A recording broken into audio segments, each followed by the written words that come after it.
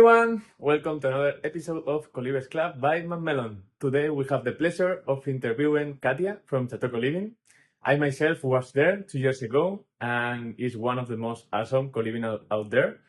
It's like living in Harry Potter in Hogwarts. So if you are looking into having like a chateau or castle experience, check it out. Katia and the Chateau are part of the Coliving Hub group where they create different programs and different resources so new co-living owners can develop their projects.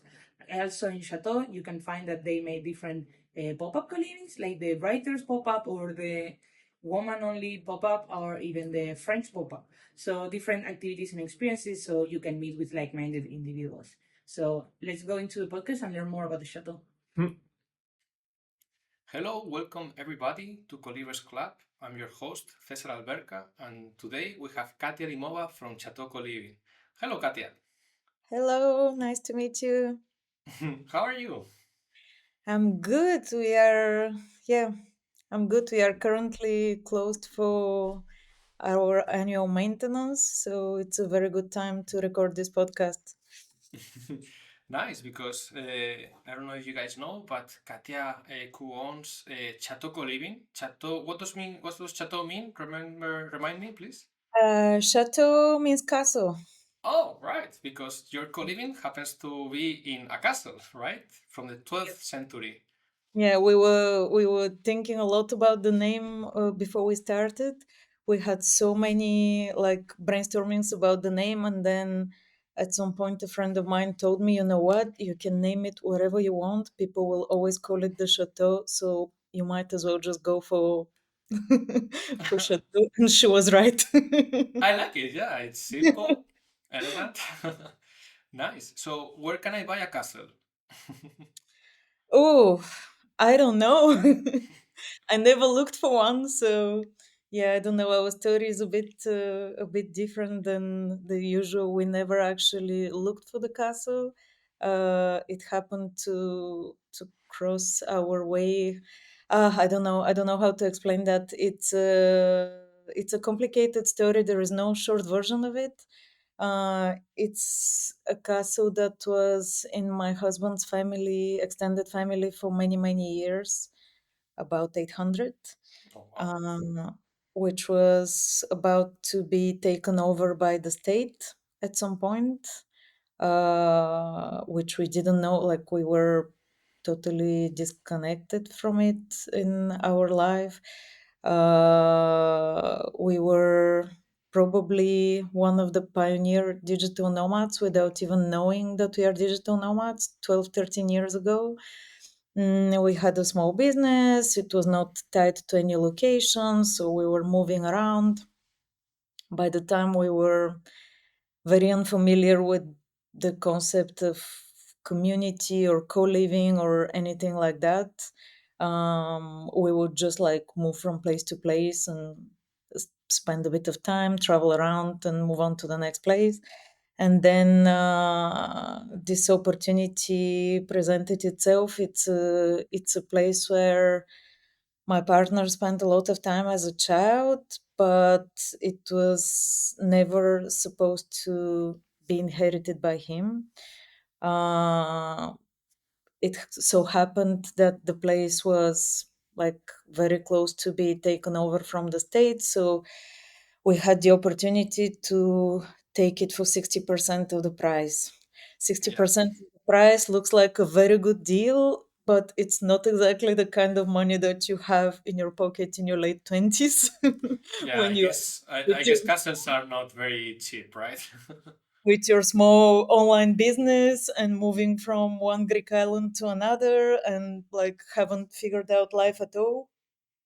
It was not at all something that we were planning or something that we had any idea about what to do. And at some point, it was quite a dilemma because we faced also a lot of pressure about it. It's been 800 years in the family. Do you really want to give it to the state? You should give it a try. Of course, we were young and very unexperienced. We never owned a house before. We never knew at all what it entails. So we were like, yeah, maybe we can give it a try. Maybe it's a good retirement project. Let's, you know, let's try. And started talking to banks in France, which were not very enthusiastic with our plan because neither of us have lived in France before. From like me, never, and him, he left France when he was 13. So zero bank history in France, zero like completely out of nowhere, two crazy people trying to convince the bank to give them some money to save this place. After a lot of trials and errors, we finally got a loan with very, very unfavorable conditions, which we changed after like a few years later. But yeah, in the beginning, it was very tough. And actually, it was quite, I mean, I don't know if we would have done it again because we really didn't know what we are getting into. He had this memory of this castle and this property from the time when it was managed by his grandparents, which was really the glorious times of the place. So he was imagining that he's coming back to the same place, but actually we came back to a total wreck. We didn't at all plan for budget for any renovations or putting the place back, like to make it livable again. So we came back, there was no hot water, there was no heating, there was like a layer of mold this thick on the walls. No It Wi-Fi. was really no Wi-Fi, no. Not at all. It was like so not what we expected. So then it created a chain of events. Yeah, it was a very difficult thing, without meaning to sound ungrateful or anything, but just wanting to be realistic and to explain that actually what sounds sometimes like a fairy tale, it's not really that. And sometimes I wish we had like this romantic story of, oh, we traveled and we lived in many co-livings and we got inspired and we dreamt of opening our own co-living. It was not the case. Actually, the place was functioning first because 12 years ago we didn't know about co-living. So first we started as an Airbnb, as a small bed and breakfast. We didn't want to completely disrupt our nomad life. So we were basically coming only for the hard times, for the renovations, which we were doing all by ourselves because we couldn't afford to hire people at the time. We were coming for the renovations, and then we were trying like family members to run it and friends to run it, and then at some point professional people to rent it from us and to run it. So many different scenarios, and the truth is that in our nomad life we were never talking to anyone about this place because it was completely changing the way people see us in a way, and we didn't identify as castle owners. We were identifying as nomads. And we didn't want to have this label, and we were trying like in every possible way, even with friends, to like look for excuses. Oh, we are not joining this trip because we have to go back to France to take care of a family thing, whatever. um so suddenly the switch after COVID, when uh, very quickly we saw that if one of us doesn't concentrate on this place, like we can't run it as a side hustle. It's too expensive, it's too complicated. It just is not the kind of thing that can be run on the side. So we decided that Emmanuel, my husband, will go back to the corporate world to give us some stability, and I will give it a shot to start the co-living there, which was a very brave move amidst COVID in 2021 when half of the world was still on lockdown. Um, but it happened with the support of a lot of friends and family. So We are happy that we made it work. And basically, that's the story. The co-living only started 3 years ago compared Mm, to everything that was before. nice. And how can I book a stay? Should I send an email or a pigeon? You can send a pigeon. We Okay. have a big pigeon area on the property. Nice. You can send the pigeon. I don't know if we will receive it, but Okay. you can. You can book a stay on our website. It's automatic. It's easy. Everything is automatized. The castle is from the 12th century, but we are using the latest technology, so Oh, don't worry. okay. Cool, cool. And is it true the castle is haunted or no? That's not true. That depends what you are taking. Okay, No, okay. it's not haunted.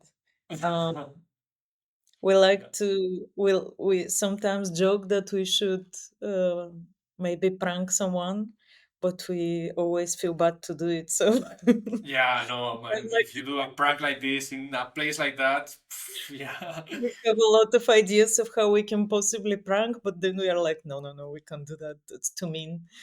Um, Example, I've heard you played Among Us, which is it's a yeah, digital game, a video game about discovering who murdered who, right? yeah. Can you tell us more about that?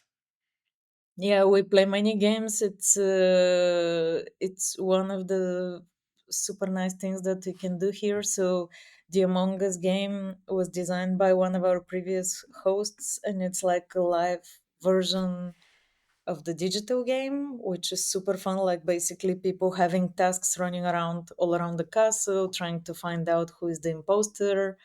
Uh, People love it. We play that all the time. Other games we play recently, we are very hooked to play murder mystery games. I don't know if you know the concept, but it's like the kind of game where everyone has a role to play. Like everyone has a character, and they have to like dress like the character, behave like the character. They have secret objectives. They have money, so there is like a lot of bribing and secrets and blackmailing and again a murder And it's a happens. game. We remind the audience that Yeah, it's yeah, a it's a game, game. people. Yeah, it's a game. It's a game. It's a very fun game. So yeah, we are playing this as well. We have a lot of different murder mystery scenarios, so we are playing different ones every time. Oh, that's so cool. But this is the fun things, right? But I guess running a castle comes with the cons, right? What are the hurdles or the main problems with running a castle? Oh, there are a lot of difficulties. At least when I often talk to, in the co-living industry, most of the owners, at least in Europe, we are very close. We are friends. We help each other a lot, and we exchange a lot our problems and our difficulties. Um, I see that it's actually very, very different from running a normal house, even a big house. Um, First of all, we have a huge park, huge, enormous private park. It fills with water in winter, it becomes an island, and then in summer it dries out completely. So, depending if you come in winter or in summer, you have a totally different view. But also, a park like that needs to be constantly maintained in a place like Normandy where everything grows so fast. Sometimes a whole building can be completely covered in vegetation in a few months if you don't take care of it. Sometimes we have like trees in the park that are 300 years old. So last like a few months ago in November there was this storm in France, and we had six trees, like huge trees that just fell and blocked the road, and this kind of things that you don't get to manage very often. And as well, the castle itself, it's an old historical building, so most of the things that we have to deal with are very difficult, very Yeah, you very cannot find unusual. cannot find them in IKEA, right? No, first you can find them in IKEA. A lot of things have to be custom made because they are not the standard size. They have been done 200 years ago. Like now we are changing some windows, and the windows, it takes months to be produced. Of course, very expensive. Of course, everything has to be custom made. Of course, everything has to be pre-approved and pre-managed with the state, with the workers that have to be approved to work on a historical building and stuff like that. Every little detail is very important. So it's not straightforward. You can't just go to the store and say, "Oh, I need to buy two doors and three windows." Then the scale is different, of course. We have probably more than 100 windows on the property. So Oh, most recently, now that we are closed this winter for maintenance, one of the reasons was that we had a structural problem in one of the towers. So we had to, it's very, I don't know, it's something that maybe happens once every 200-300 years. So we were the ones that they got got the the problem. short stick. Oh no. Had to deal with it. So it's like a huge piece of the structure. Basically, it's almost 400 kilos piece of wood that had to be put in one of the towers in the structure that took months to produce, that took so much time and effort to lift up to the top of the tower, to place correctly, and all of that. We were even joking, we engraved the year 2024 on it because we think next time someone changes it, that will probably be in good 200 years from now. So they should know when it was the last time it was done. Um, so yeah, maintaining a castle is different than anything else, but also it's a challenge. It's a good selling point to be in a place like that. It's a very unique experience. So I would say it takes a lot, but it's worth it. One of the main challenges actually is that I feel like, especially when it comes to digital nomads, which we also were, and we also never owned the property before, it's sometimes very hard to understand the effort that goes behind simple things, like the most simple thing, not having a leak in your room, which is like a very basic thing, takes a lot of effort. So I think this is something hard to explain and hard for people to understand, Hmm. but it's part of the job. I also guess there's a lot of bureaucracy behind it, right? You said it, no? The workers even need some Yeah, license to work on that.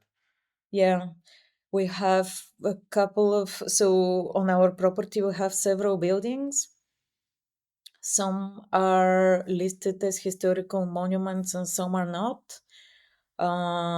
Even the materials for the buildings, even if the building is not listed, it still has to be done with special materials that are not the everyday ones that you would use for a normal house.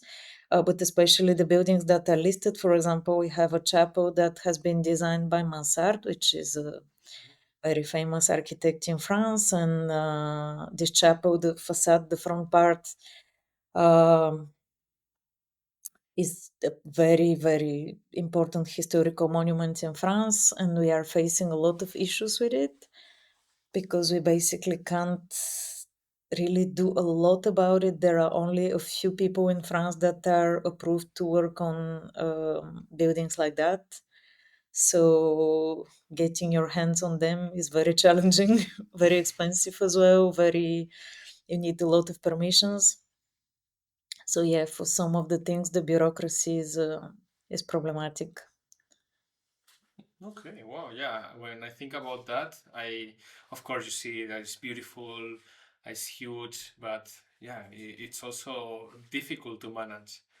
Mm. Um, Think little by little, it's come like we are. It's been 12 years now, so we are starting just now to get the hang of it. I don't know if we are slow or if, yeah, of course, if you have a big budget behind, it's probably not a problem, but it's not our case. So we have to figure things out the way we can. We are starting more and more to look into European subventions. One of the challenges with help from the state and European subventions and stuff like that is that we are actually not visible from the street. So it's a private property that is very secluded. It's in a private park. So if it was a building that is in the center of the city that everyone can see, you can get a lot of help from the municipality, from the state to maintain it in a good condition. But since ours are inside the park and they are not visible and they are not open for public, then getting any help is very hard. Because people go and visit the castle. For the moment, no. We have to open, so we open only one day per year, when is the day of the French patrimony. I don't know how to translate that. Like there is a day of the year dedicated to the French historical heritage where we have to open for public, which we do. But it's only one day. And then for the rest, we are thinking about possible projects, but for the moment, the main concern is the safety of the co-livers. And we are afraid that if we open a big place like that for public, it could potentially be a safety concern. So for the moment, we haven't found the best solution. Okay, I'm sure you will guys find it. Mm. You also mentioned that there are several properties, and I know that you happen to host also families, which is something unusual for a co-living. Can you tell us more about that? Yeah, so for me, in my point of view, I think one of the very valuable things in co-living is to be able to spend time with people that are different than you, different than your normal environment. And I know it happens in a lot of co-living places where people are more or less, you know, coming from the same places with similar jobs with the same backgrounds, which also happens with us. But we are trying as much as we can to expand this circle. We are trying as much as we can to have people of different ages, different professions, different backgrounds. I think this is what makes it valuable, exchanging with people that have different upbringing than you, different background. And we see very often how the magic happens when mm, people meet. Initially they think they don't have anything in common, and then they become best friends. And this is one of the motivations we have to we know some places, for example, have age limits, which I'm very firmly against. We've had co-livers 2 years old and 78 years old, and that works super well. And this is how people enrich their experience. So this is part of the motivation while we host families, but we also do it in a very mindful way. So we have two separate buildings. We have the main castle, and then we have a manor house, which is from the 17th century, which is with apartments. And these apartments, they have their own kitchen, each one of the apartments. So we think this is perfect for families, because then if they have kids, they don't have to share the kitchen with other co-livers. They don't have to worry, if the kids might be a little messy or a little noisy or something like that. They have their own kitchen, but at the same time, the two buildings are just 1 minute walk from each other. So the parents can also spend time with the other co-livers. They can join all the community events, the kids as well. When we do bonfires, when we do like events that are appropriate for kids, they are welcome to join and to spend time with everyone. So this is for the moment how we manage in the second building. We have families, and it's also the building that is pet friendly. Um, More and more people are starting to travel with their pets. We used to do that before as well, so we know how it can be challenging. So Okay. this is the solution we found for that, Yeah. and for the moment it works really well because they have their privacy, but they are also part of the Yeah. community. And the kids, they are not allowed to go to the human sacrifices you do every Sunday, right? we are Nice. we have some events that are adults only, but it's not what you think. Okay. Um, and I also happen to have interviewed in this podcast Katia from Burgas Coliving, Ah, and it was yes, such a surprise to know that you guys know each other from childhood, right? You guys come from the same city. Uh, yes, we do. wow. Uh, It how how did that happen? I don't know. This is something I never thought would have happened because we were friends basically since we were, I don't know, 13, 14. And then life took us in such different directions. We studied in different places, we studied totally different things, we had completely different career paths. We always kept in touch.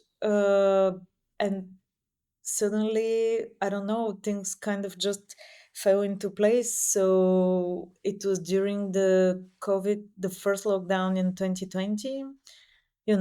During those times, you have like a lot of time to catch up with friends. We didn't know what was happening. We didn't have a lot of work. We were on Zoom with friends all the time.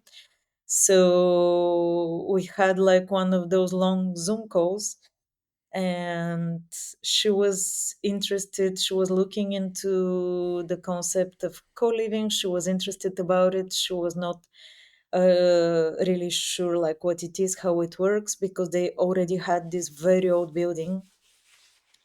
And at the time I happened to be locked down at nine co-living in Tenerife with 15 strangers from around the world. And we got to talking, and I started like telling her about how it works, how do we live together, how we manage. And then she was yeah, I was even showing her the house on the camera and stuff like that. And then she got inspired. She was thinking, oh, actually, that's our place could be um suitable for something like that. At the time, their place was like in need of a lot of work. And I remember, so they started, actually, the fun fact is that they started Burgas Co-Living before I even had the idea about the chateau. We opened before them because we were pressured with COVID, but they started the renovations and they started their project before we started ours. Mm, and that was very, very interesting. So I like to, yeah, it's a project that is very close to my heart. Burgas Co-Living. Nice. Yeah, Because you also have helped other co-livings and you've been doing consultancy, right? And now you're yeah, going to pursue more in that area, right? yeah. Well, I started getting contacted very, very regularly by a lot of people who are willing to open their own co-living, which is very flattering. And I would like to help. I would like to, actually, I would like to help shape the industry with the values and in the way that I believe.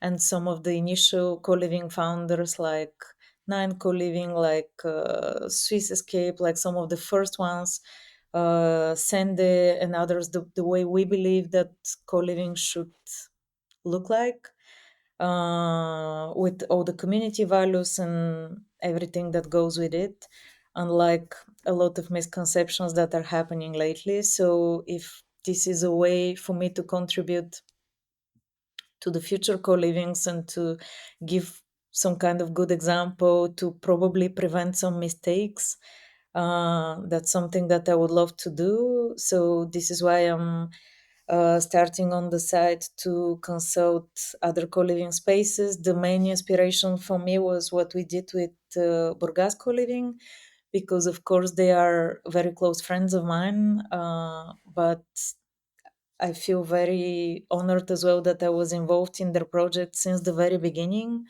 And I'm super proud of what they did, and I'm super proud of how quickly they became one of the main co-livings on the map in Europe.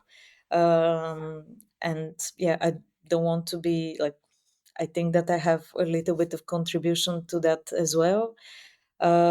So yeah, this inspired me to start my own consultancy practice soon. Nice. We'll put a link in the description so people can check it out. Yeah, it's something that owes me of this industry is that there's so much collaboration instead of competition, and I really like it with all the communities that they are being formed and these connections that we have. No, Yeah. it's incredible. Mm. There's also another project. I don't know if you're part of it, Co-living Hub. Yes, I'm a member. Yeah. Nice. Yeah. Coliving Hub, we hosted in the Chateau their first, so the first two Co-living Hub retreats for co-living managers. So we were hosting it at the Chateau, but also I was doing some of the presentations there, especially on business models. So yeah, that's a great initiative. That's a great club as well, and a great platform for people to exchange their challenges and to help each other. We are meeting again in Gran Canaria in April, and I will be there with other co-living owners. So I'm excited about that. It's always like there is always the official program that is very interesting, but the unofficial conversations in the evening are absolutely valuable, and I think people love Yeah. that. It's always the post event, which is Mm. the thing you get most out of. But yeah, I cannot imagine, for example, the hotel industry, all the big bosses, no, going together and sharing a dinner or doing something and just telling each other what things could help your competitors, Um, right?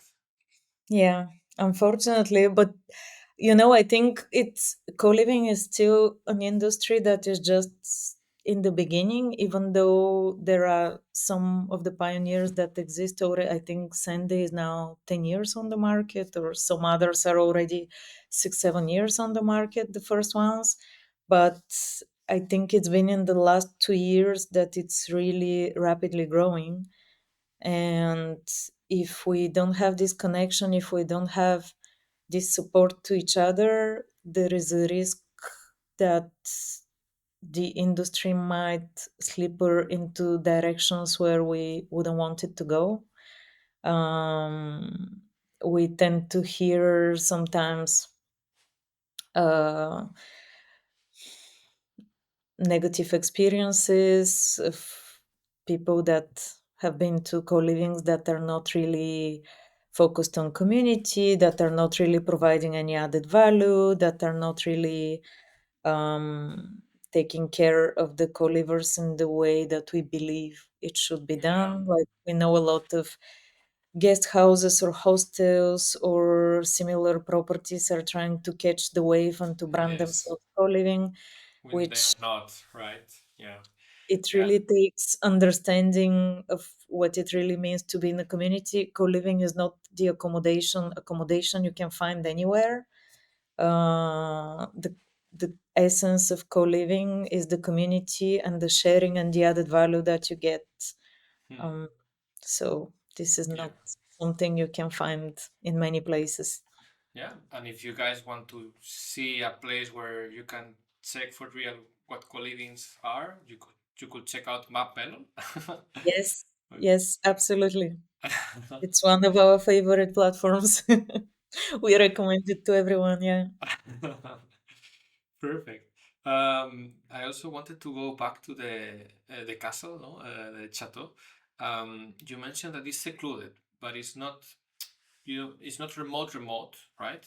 There's a nearby civilization. Um, I wonder how this affects to the planning or your day to day. Yeah, it's a question that we receive very often before people book. So it's remote, yes and no. It feels remote because it's in a private park. So it's in a private park where you can walk very far and still be on the private property, which is great. But at the same time, nearest civilization is just 5 minutes by car. So 5 minutes by car, you have a very big supermarket, you have a bar, you have places to go, little shops, like a little bit further, 10, 12 minutes by car.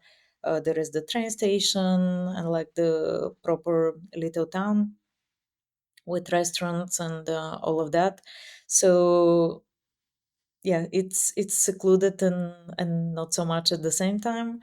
But in terms of logistics, which is usually what people are asking about, I believe we have come up with a very good system to make everyone feel comfortable, no matter if they are coming by car or not. First of all, we pick up people from the train station if they need to be picked up. Do the clients come by horse? No. By horse, they can come by horse Okay. if they want. With Normandy an army.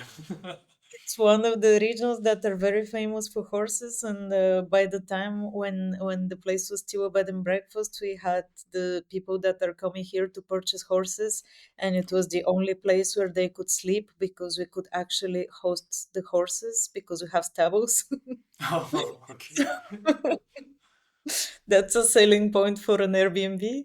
Yeah. Um, we're not doing that anymore. If anyone wants to come by horse, we will be happy to do that. We have actually horses on the property. The horses of our neighbors are using our lands. So Mm. that creates a very beautiful landscape with the running horses in the morning. And the Colivers love that. But yeah, back on the serious note, if you don't come by horse or if you don't come by car, we can pick you up from the station. We have also people coming by bicycle, which is all right. It's a challenge, but we respect that. Um, in terms of logistics, we have organized 2 times a week shopping in the supermarket. So the Colivers have a choice. They can either jump in with us in the car or they can make an online order. It's very easy because they pay their individual online order and we just pick it up for them Mm. on spot and bring it to the castle. So for the shopping, that's very easy. We also have a few organized meals per week. So, for example, in France, on Sunday the supermarkets are closed. So on Sunday we have a big community brunch that is with crepes, traditional from Normandy and Brittany, here from this region. It's also a way to ensure that if someone arrives on Saturday and the supermarket is closed on Sunday, that we will have a meal all together and nobody will feel left out or that they haven't had the time to do their shopping. Um, in terms of trips, we organize as well a lot of trips. We encourage, this works very well in the community, the people that have their own cars. Of course, they always post on the channel if they go shopping, if they go for a trip, if they go anywhere, that someone can join them in the car, in their own car. We have a few cars here also in the chateau. Sometimes the co-livers can also rent one of our cars and go for a day trip, or we can organize. Like so far, it's not at all a problem if people come without a car. Now, since recently, we also have the charging station for electric cars, Oh, that's cool. the fast charger. So that's cool as well. One step closer to sustainability. Wow, that's some very modern castle, right? Yeah. Yeah, since it's close to civilization, do you guys have any interactions with the locals in any way?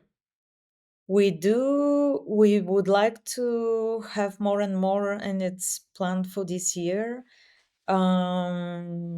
We do a lot of like little farmers market trips and stuff like that. We have now someone that is starting, actually a local person that is starting full-time job in the castle as a property manager, which will be our main bridge as well with the local community. We have some friends around that we are always inviting when we do like big family dinners or bonfires or something like that. And actually, next week I have a meeting with the mayor of the village, trying to discuss with her and to see how we can participate more and more in the local life. I think in the beginning it was very difficult for them and a bit scary to understand what we are doing, especially because in terms of safety, we were very often closing the gates to the property, um, just to make sure that random people will not show up at the door. Sometimes people think that the castle is a museum or that it's open for public. And before we opened the co-living, it happened to me that I'm coming down in my nightgown with my coffee, and there is someone in the entrance wanting to visit the castle, and I'm like, hello. um, but yeah, we've done some projects also with the municipality about cleaning the marshes and some social projects. We want to get a bit more involved with the nearby animal shelter as well, if possible. So yeah, this is something that will be the part of the job of the new property manager, and also part of our upcoming meetings with the mayor. Nice. So very cool plans ahead. Yeah. In the Uh, beginning, to be honest, they were very. I understand why in a small village like that they can be a bit scared about what is happening. Like, what are all these foreigners suddenly? What are they doing there? Nobody can see what's happening. I think Benin Fabien from Alpines Co-Living, they mentioned something similar in their. yes. Yeah, it's a concept that the local people don't know, but I think with time we managed to show that it's okay. It's actually good for the local community. It's actually bringing incomes. It's Yeah, economy. bringing people who care. It's yeah. So we will go Nice. for it more and more. Yeah, we'll put your socials in the description so people can check out these cool projects you have in mind for this year and forward. Um, yeah, Katia, it's been an immense pleasure. Thanks for being here. Thank you very much. It's been a pleasure for me as well. Okay, and Yeah. this podcast has been powered by Backmelon. So if you guys want to check out Colivings, you should check it out. See you soon then. Bye. Thank you. See you. Bye.